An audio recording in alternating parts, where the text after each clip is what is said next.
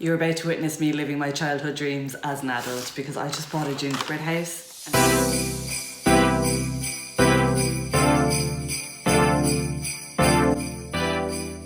And even though I wasn't going to make another video this year, I had to. I got it in Tiger the other day, and yeah, I've just never made a gingerbread house before, but I've always wanted to.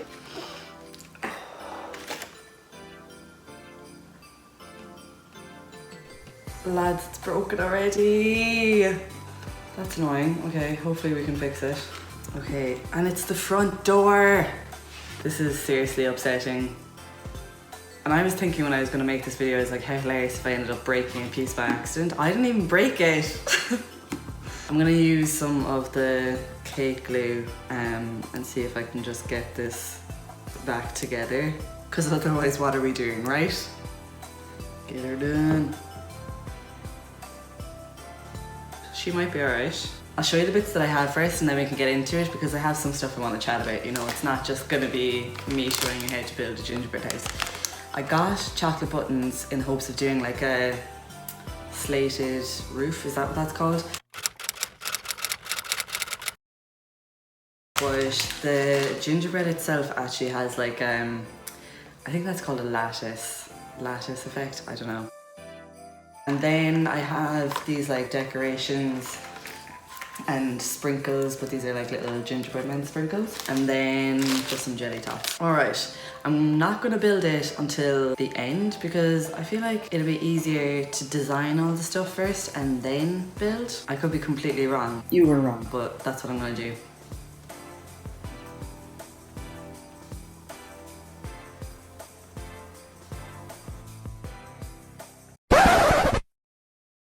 Okay, I'm going to start on one of the side pieces. So this morning I shared a video on Instagram, Liz Dalt, if you're not following me already. To be honest, I don't really post pictures on there anymore. I just share stuff on my story. If you're into that, follow me.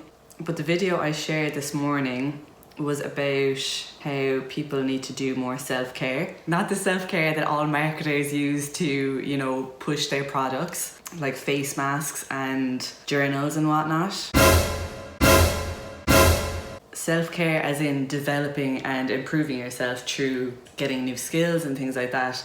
So yeah, it was talking about gaining communication skills. You know, there are people that study things like engineering or medicine or business, whatever, but they still can't speak to people and people are a key part of business or like a lot of professions and things, and people are still lacking these communication skills or interpersonal skills. And it was just funny to me because it's been something that has been bothering me for quite some time now, that people seem to no longer be able to hold a conversation. And I figured out why.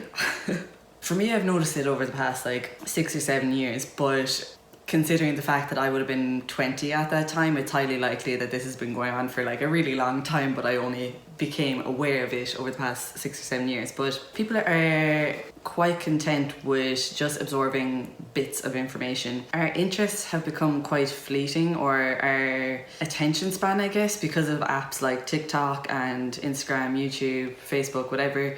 But also because of that, we get like bits of information from these social medias, or you might get bits of information from podcasts or news or whatever, but it's never the full picture.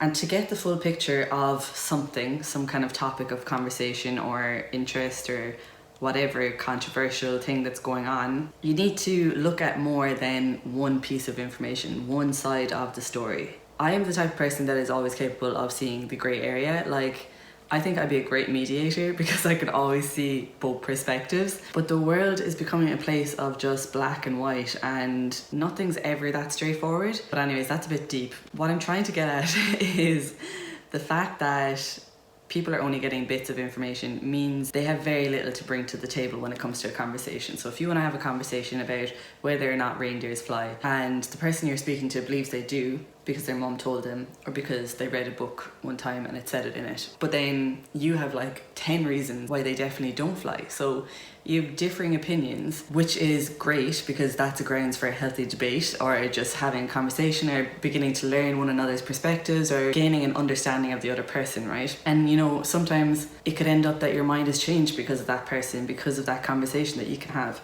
But if one person is only bringing one piece of information to the conversation, whereas the other person knows 10 pieces of information for their side of the story, there's going to be very little conversation, because it's like, my mom told me they fly, so I'm pretty sure they fly. And then the other person's like, well, no, because I've seen reindeer in the wild, I've never seen them fly, or I've read a load of scientific journals about whatever, and I heard this podcast, and like just going on and on about why they know reindeers don't fly.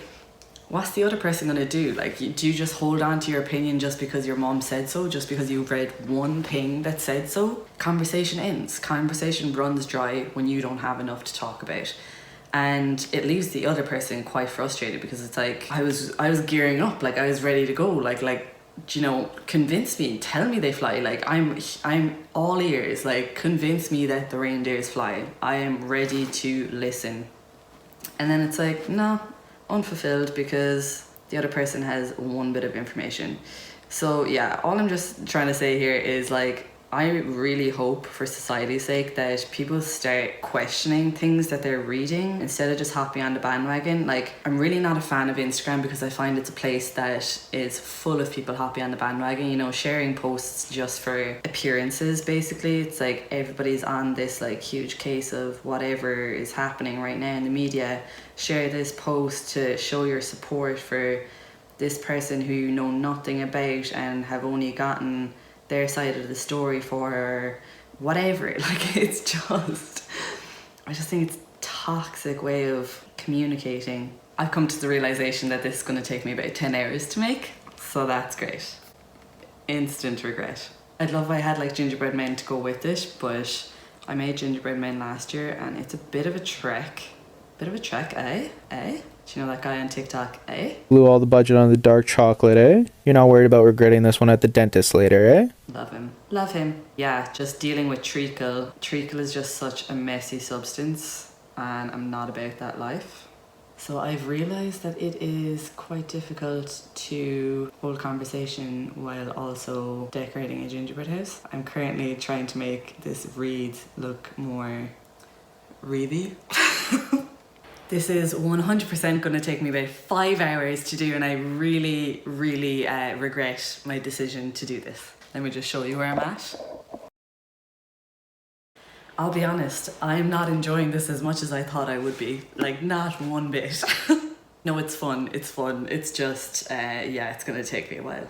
And I'm also realising that I probably should have built it before I began doing this stuff, because now I have to wait an exceptionally long time for it to dry before I can put it together. So that's great. I'm actually going to make a candy cane cocktail for Christmas, but even though this country is known for drinking and general alcoholism, we don't really have much variety of alcohol. So a lot of the stuff that's on these cocktails are not available in our stores. So what I did was I went and bought some candy canes and put it into vanilla vodka to infuse it. I have no idea if it'll work. I can show you actually. I'm bending down because I couldn't be arsed fixing my tripod. So I used Absolute Vanilla and put some candy canes. And this is what it's looking like right now. Now, I will say, after I had bought the candy canes, it had said in the instructions that if you buy like green and red ones, the colour it's gonna go is like kind of murky. Whereas if you bought like just red and white striped candy canes, it might like look kind of pinky or something like that. But doesn't really matter, because the glasses that I'm putting it into are gonna be tinted. So it's fine. But yeah, if anybody else wants to try it, like, would advise not to use the green and red candy canes. She's done, and I mean, look, she's okay, you know, from the sides, intricate designs, I'm here for it, you know, beautiful. Could the front do it a bit more? Absolutely. Do I have the energy for it? Absolutely not. And look, her backside is bare.